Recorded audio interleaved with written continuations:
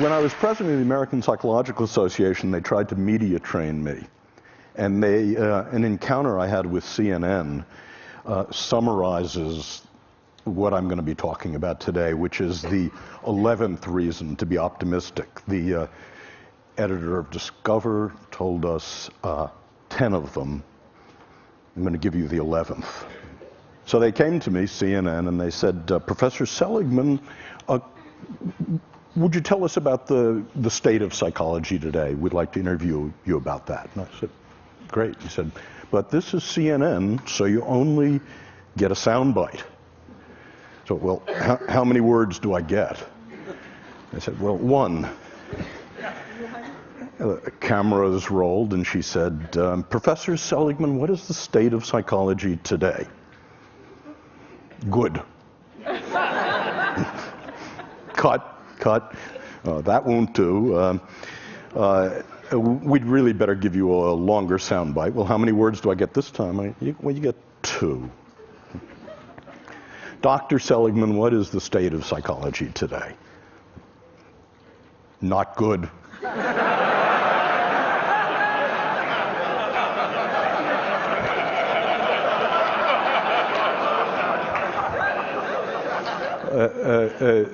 Look, Dr. Seligman, we can see you're really not comfortable in this medium.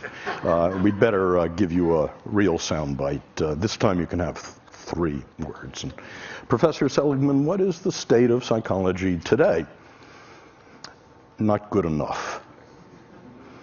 And that's what I'm going to be talking about. I want to say why psychology was good, why it was not good, and how it may become, in the next 10 years, good enough.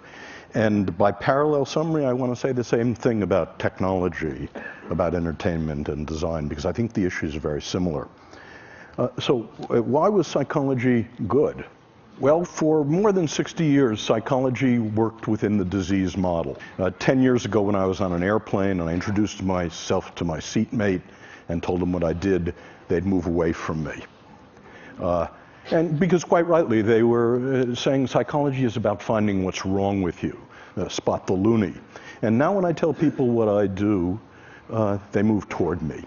And what was good about psychology, about the $30 billion investment NIMH made, about working in the disease model, about what you mean by psychology, is that 60 years ago, none of the disorders were treatable. It was entirely smoke and mirrors. And now 14 of the disorders are treatable, 2 of them actually curable. And the other thing that happened is that a science developed, a science of mental illness, that we found out that we could take fuzzy concepts like depression, alcoholism, and measure them with rigor. That we could create a classification of the mental illnesses, that we could understand the causality of the mental illnesses. We could look across time at the same people, for example, who are genetically vulnerable to schizophrenia, and ask what the contribution of mothering, of genetics are. And we could isolate third variables by doing experiments on the mental illnesses. And best of all, we were able in the last 50 years to invent drug treatments and psychological treatments. And then we were able to test them rigorously in random assignment, placebo-controlled designs, throw out the things that didn't work, keep the things that actively did. And the conclusion of that is that psychology and psychiatry of the last 60 years can actually claim that we can make miserable people less miserable. And I think that's terrific. I'm proud of it. But what was not good, the consequences of that, were 3 things. The first was moral, that psychologists and psychiatrists became victimologists, pathologizers, that our view of human nature was that if you were in trouble, bricks fell on you. And we forgot that people made choices and decisions. We forgot responsibility. That was the first cost. The second cost was that we forgot about you people. We forgot about improving normal lives. We forgot about a mission to make relatively untroubled people happier, more fulfilled, more productive. And Genius, high talent, became a dirty word. No one works on that. And the third problem about the disease model is in our rush to do something about people in trouble, in our rush to do something about repairing damage, it never occurred to us to develop interventions to make people happier, positive interventions. So that was not good.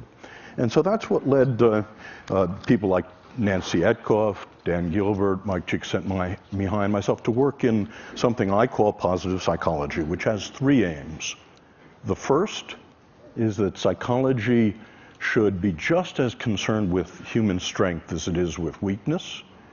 It should be just as concerned with building strength as with repairing damage. It should be interested in the best things in life, and it should be just as concerned with making the lives of normal people fulfilling and with genius, with nurturing high talent.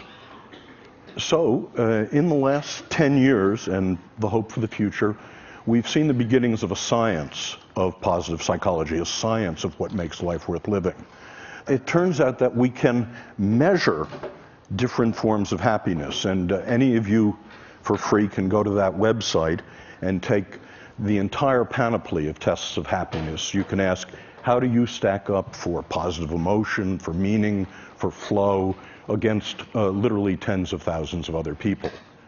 We created the opposite of the diagnostic manual of the insanities, a classification of the strengths and virtues that looks at the sex ratio, how they're defined, how to diagnose them, what builds them and what gets in their way. We found that we could discover the causation of the positive states, the relationship between left hemispheric activity and right hemispheric activity as a cause of happiness. I've spent my life working on extremely miserable people, and I've asked the question, how do extremely miserable people differ from the rest of you? And starting about 6 years ago, we asked about extremely happy people, and how do they differ from the rest of us? And it turns out there's one way, very surprising, they're not more religious, they're not in better shape, they don't have more money, they're not better looking, they don't have more good events and fewer bad events. The one way in which they differ, they're extremely social. They don't sit in seminars on Saturday morning. They don't spend time alone. Each of them is in a romantic relationship, and each has a rich repertoire of friends. But watch out here. This is merely correlational data, not causal, and it's about happiness in the first Hollywood sense I'm going to talk about. Happiness of ebullience and giggling and good cheer. And I'm going to suggest to you that's not nearly enough in just a moment. We found we could begin to look at interventions over the centuries, from the Buddha to Tony Robbins. About 120 interventions have been proposed that allegedly make people happy. And we find that we've been able to manualize many of them, and we actually carry out random assignment efficacy and effectiveness studies. That is, which ones actually make people lastingly happier. In a couple of minutes, I'll tell you about some of those results. But the upshot of this is that the mission I want psychology to have, in addition to its mission of curing the mentally ill, in addition to its mission of making miserable people less miserable, is, can psychology actually make people happier? And to ask that question, happy is not a word I use very much. We've had to break it down into what I think is askable about happy. And I believe there are three different, and I call them different because different interventions build them. It's possible to have one rather than the other. Three different happy lives. The first happy life is the pleasant life. This is a life in which you have as much positive emotion as you possibly can, and the skills to amplify it. The second is a life of engagement, a life in your work, your parenting, your love, your leisure. Time stops for you. That's what Aristotle was talking about. And third, the meaningful life. So I want to say a little bit about each of those lives and what we know about them. The first life is the pleasant life, and it's simply, as best we can find it, it's having as many of the pleasures as you can, as much positive emotion as you can, and learning the skills, savoring mindfulness, that amplify them, that stretch them over time and space. But the pleasant life has three drawbacks, and it's why positive psychology is not happyology, and why it doesn't end here. The first drawback is that it turns out the pleasant life, your experience of positive emotion, is heritable, about 50% heritable, and in fact, not very modifiable. So the different tricks that Mathieu and I and others know about increasing the amount of positive emotion in your life are 15 to 20% tricks, getting more of it. Second is that positive emotion habituates. It habituates rapidly, indeed. It's all like French vanilla ice cream. The first taste is 100%. By the time you're down to the sixth taste, it's gone. And as I said, it's not particularly malleable. And this leads to the second life. And I have to tell you about my friend Len to talk about why positive psychology is more than positive emotion, more than building pleasure. In two of the three great arenas of life, by the time Len was 30, Len was enormously successful. The first arena was work. By the time he was 20, he's an options trader. By the time he was 25, he was a multimillionaire and the head of an options trading company. Second, in play, he's a national champion bridge player. And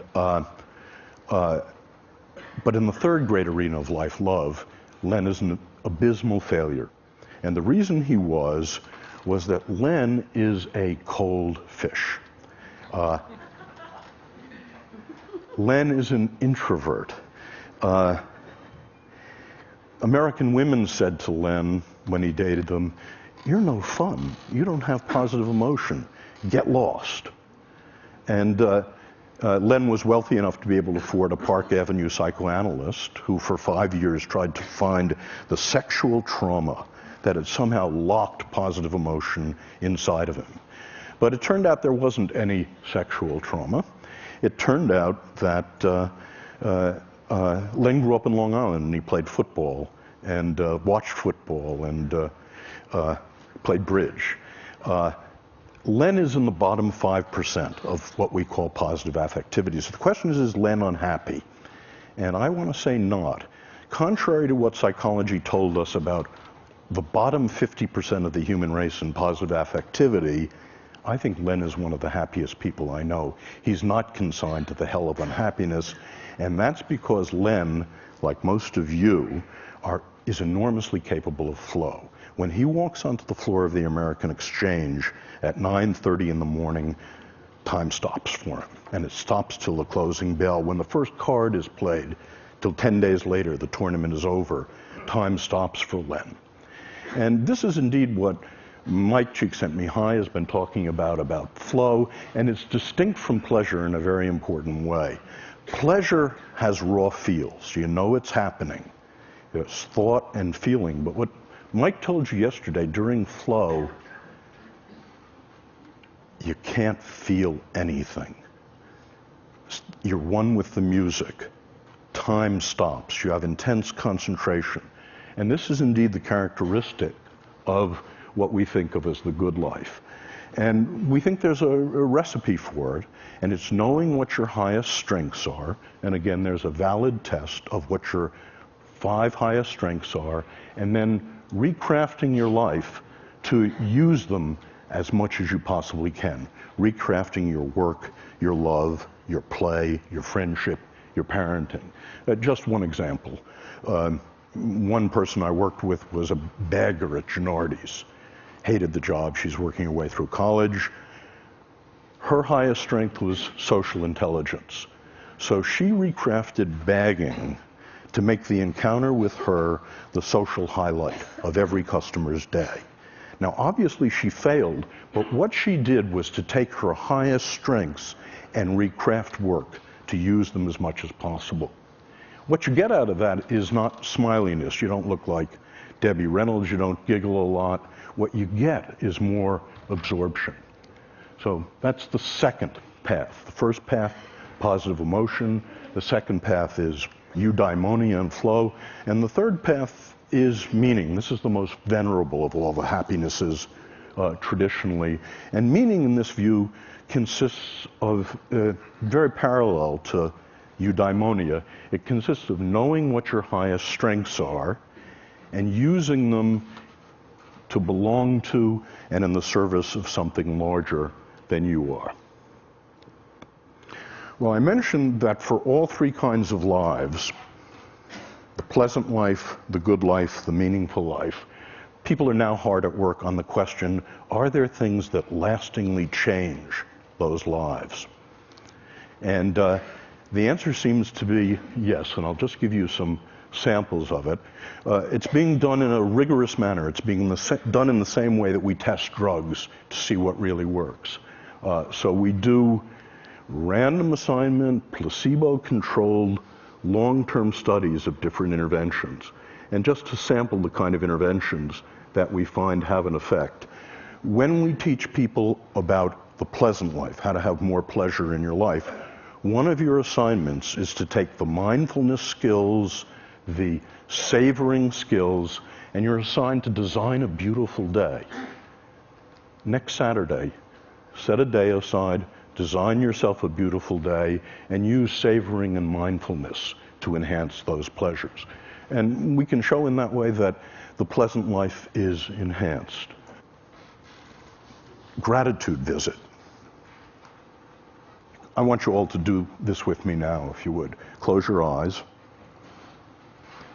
I'd like you to remember someone who did something enormously important that changed your life in the good direction, who you never properly thanked. The person has to be alive. Okay? Now, okay, you can open your eyes. I hope all of you have such a person. Your assignment when you're learning the gratitude visit is to write a 300-word testimonial to that person, call them on the phone in Phoenix, ask if you can visit, don't tell them why, show up at their door, you read the testimonial. Everyone weeps when this happens. And what happens is when we test people 1 week later, a month later, 3 months later, they're both happier and less depressed. Another example is a strengths date, in which we get couples to identify their highest strengths on the strengths test, and then to design an evening in which they both use their strengths. And we find this is a strengthener of relationships. And fun versus philanthropy, but it's so heartening to be in a group like this in which so many of you have turned your lives to philanthropy. Well, my undergraduates and the people I work with haven't discovered this, so we actually have people do something altruistic and do something fun, and to contrast it. And what you find is when you do something fun, it has a square wave walk set. When you do something philanthropic to help another person, it lasts, and it lasts. So those are examples of positive interventions. So the next to last thing I want to say is we're interested in how much life satisfaction people have. This is really what you're about. And that's our target variable. And we ask the question, as a function of the 3 different lives, how much life satisfaction do you get? So we ask, and we've done this in 15 replications involving thousands of people, to what extent does the pursuit of pleasure, the pursuit of positive emotion, the pleasant life, the pursuit of engagement, time stopping for you, and the pursuit of meaning contribute to life satisfaction? And our results surprised us. They were backward of what we thought. It turns out the pursuit of pleasure has almost no contribution to life satisfaction. The pursuit of meaning is the strongest, and this is the pursuit of engagement is also very strong. Where pleasure matters is if you have both engagement and you have meaning, then pleasure is the whipped cream and the cherry, which is to say the full life, the sum is greater than the parts if you've got all 3. Conversely, if you have none of the 3, the empty life, the sum is less than the parts. And what we're asking now is, does the very same relationship physical health, morbidity, how long you live, and productivity follow the same relationship. That is, in a corporation, is productivity a function of positive emotion, engagement, and meaning? Is health a function of positive engagement, of pleasure, and of meaning in life? And there is reason to think the answer to both of those may well be yes. So Chris said that the last speaker had a chance to try to integrate what he heard, and so this was amazing for me. I've never been in a gathering like this. I've never seen speakers stretch beyond themselves so much, which was one of the remarkable things. But I found that the problems of psychology seem to be parallel to the problems of technology, entertainment, and design. In the following way, we all know that technology, entertainment, and design have been and can be used for destructive purposes. We also know that technology, entertainment, and design can be used to relieve misery. And by the way, the distinction between relieving misery and building happiness is extremely important. I thought when I first became a therapist 30 years ago that if I could make someone, if I was good enough to make someone not depressed, not anxious, not angry, that I'd make them happy. And I never found that. I found the best you could ever do was to get to zero, that they were empty. And it turns out the skills of happiness, the skills of the pleasant life, the skills of engagement, the skills of meaning are different from the skills of relieving misery. And so the parallel thing holds with technology, entertainment, and design, I believe. That is, it is possible for these three drivers of our world to increase happiness, to increase positive emotion, and that's typically how they've been used. But once you fractionate happiness the way I do, not just positive emotion, that's not nearly enough. There's flow in life and there's meaning in life.